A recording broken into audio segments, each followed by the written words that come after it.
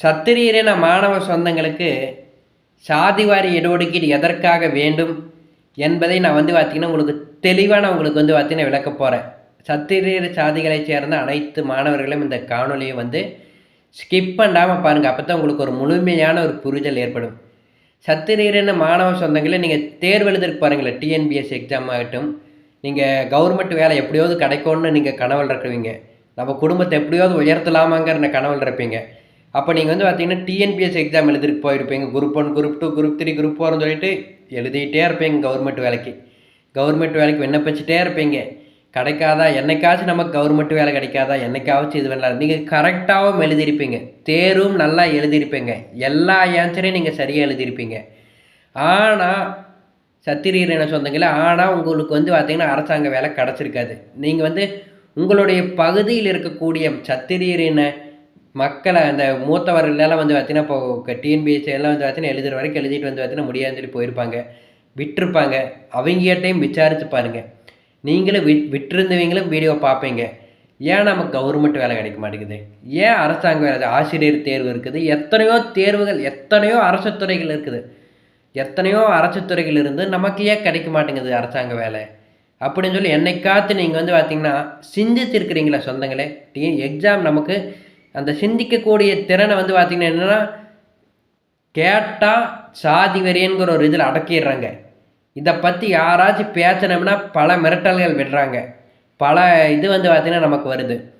இதை நான் பார்த்தீங்கன்னா தெளிவாக நான் உங்களுக்கு விளக்க போகிறேன். உறவுகளே, தெளிவாக நான் விளக்க போகிறேன். இப்போது பிசி பிரிவில் பெரும்பான்மை சத்திரியர் சமூகங்கள் என்னென்னு பார்த்தீங்கன்னா, வேளாளர், செட்டியார், நாயக்கர், முதலியார் போன்ற சத்திரியர் சமூகங்கள் பெரும்பான்மை. அப்புறம் எம்பிசி பிரிவில் தேவர், வன்னியர் போன்ற பெரும்பான்மை சத்திரியர் சமூகங்கள். அப்புறம் யாதவர் சமூகம், அவங்களும் பெரும்பான்மை சத்திரியர் சமூகங்கள். இப்போது நம்ம என்ன பண்ணுறோம், அரசாங்க வேலைக்கு எழுதுகிறோம், ஓகேங்களா?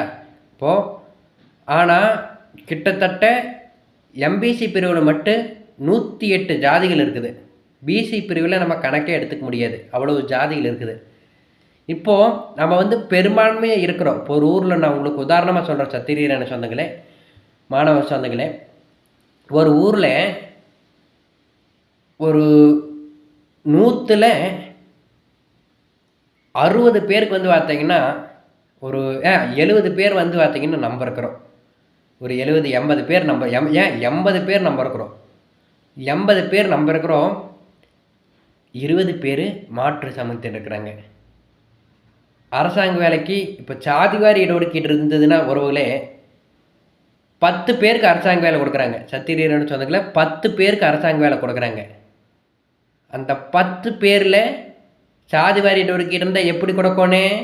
8 பேர் நம்ம சமுதாயத்தை சேர்ந்தவர்களுக்குமே, 2 பேர் அவங்களுக்கு 20 பேருங்கிறனால 2 பேருக்கு பார்த்தீங்கன்னா அவங்களுக்கும் கொடுக்கணும்.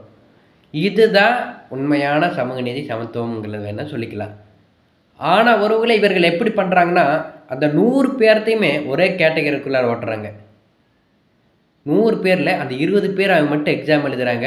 100 பேர் நம்ம 80 பேரும் எழுதுகிறோம்.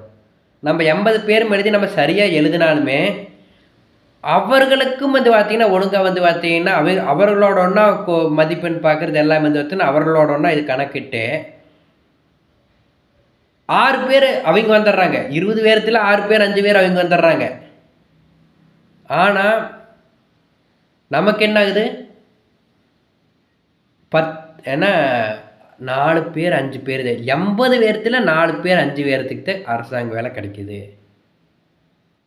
இப்போ புரிஞ்சிச்சா உறவுகளே? இப்போ உங்களுக்கு தெளிவாக புரிஞ்சிருக்குமா உங்களுக்கு ஏன் அரசாங்க வேலை கிடைக்கலன்னு? உங்கள் மூத்தவர்கிட்டையுமே நீங்கள் நிறைய பேர் எக்ஸாம் எழுதிட்டு அரசாங்க வேலைகள்லாம் வேண்டான்னு விட்டு போட்டு 35 வயசு கடந்தவங்க, 45 வயசு கடந்தவங்க, 40 வயசு கடந்தவங்களாம் இருப்பாங்க. அவங்ககிட்ட விசாரிங்க, ஏங்கண்ணா அரசாங்க வேலை விட்டீங்கன்னு கேட்டிங்கன்னா சொல்லுவாங்க, இல்லைப்பா ஒரு 20 டைம் நான் டிஎன்பி எக்ஸாம் எழுதிட்டேன், 10 டைம் நான் எழுதிட்டேன், கிடைக்கவே இல்லை. டிஎன்பி எக்ஸாம் எழுதிட்டே இருக்கிறேன்னா நான் அரசாங்க வேலையே கிடைக்கல, நான் விட்டுட்டேன். இப்போ புரியுதா? உங்ககிட்ட உங்களோட படிக்கக்கூடியவங்க பார்த்தீங்கன்னா உங்கள்கிட்ட இருக்கிறவங்க சமூக நீதி சமத்துவம் சொல்லி பார்த்தீங்கன்னா உங்களை ஏமாற்றிட்டு அவங்க அரசாங்க வேலை பெற்றுட்டு போயிடுறாங்க. ஆனால் நீங்கள் என்ன பண்ணுறீங்க? நம்ம என்ன பண்ணுறோம்? உங்களுடைய குரல் தான் நான். நம்ம என்ன பண்ணுறோம்? எழுதுகிறோம், டிஎன்பிஎஸ்சி எழுதுகிறோம். ஏன் கிடைக்கலன்னு யோசிக்கல. நம்ம சமூக நீதி சமத்துவம்னு பேசிட்டு போயிடுறோம். நம்ம வேலை கிடைக்கலன்னு அரசாங்கத்தை எதிர்த்து மட்டும் போராட்டம் பண்ணிக்குவோம். அரசாங்கம் தான் காரணம்னு வேணால் நம்ம சொல்லிட்டு கிடப்போம். ஆனால் இந்த உண்மையை எந்த கட்சியும் பேச மாட்டாங்க, எந்த இயக்கமும் பேச மாட்டாங்க. ஏன்னா ஓட்டு போயிடும், அந்த சமூகங்களுடைய ஓட்டு போயிடும். அவர்கள் ஒற்றுமையோடு சத்திரியனை சொந்தங்களை ஒற்றுமையோடு செயல்படுவாங்க. எனக்கு எத்தனை மிரட்டல்கள் தெரியுமா ஒருவேளை இந்த சாதி வாரியோட ஒடுக்கீட்டுக்காக நம்ம கிராமந்தோறும் மாணவர்களை சந்திக்க போகையில் அந்த சமூகங்களால் எனக்கெல்லாம் எத்தனை மிரட்டல்கள் வருது தெரியுமா ஒருவேளை. ஏன்னா நம்முடைய சமூக மாணவர்கள் ஒருங்கிணைச்சிட்டா ஆபத்து வந்துடும்னு. இதை உணருங்க. இதை உணர்ந்தாத்தான் பார்த்தீங்கன்னா என்னை ஏன் மிரட்டுறாங்கங்கிறத பாருங்கள். என் கூட ஏன் பேச வேண்டாம்னு சொல்லுறாங்கன்னு நீங்கள் சிந்தித்து பாருங்கள். என்னக்காச்சு என் வீடியோவெல்லாம் பார்க்க வேண்டாம்னு எதுக்காக சொல்கிறாங்கங்கிறதையும் சிந்தித்து பாருங்கள். முழுக்க என்னை ஏன் அவரூருக்கு தக்க வார்த்தைகளில் பேசுகிறாங்கங்கிறத சிந்தித்து பாருங்கள்.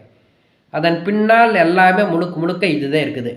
நான் மாணவர்களை ஒருங்கிணைச்சும் ஒன்றிணைஞ்சு வெற்றி பெற்றுட்டா இதனால் வரைக்கும் நம்ம சத்திரீரன மாணவர்களை ஏமாற்றி சமத்துவத்தோட பெயரால் பார்த்தீங்கன்னா அது இனிமேல் நடக்காதோ அப்படிங்கிற ஒரு இதுதான். இதை உணருங்க.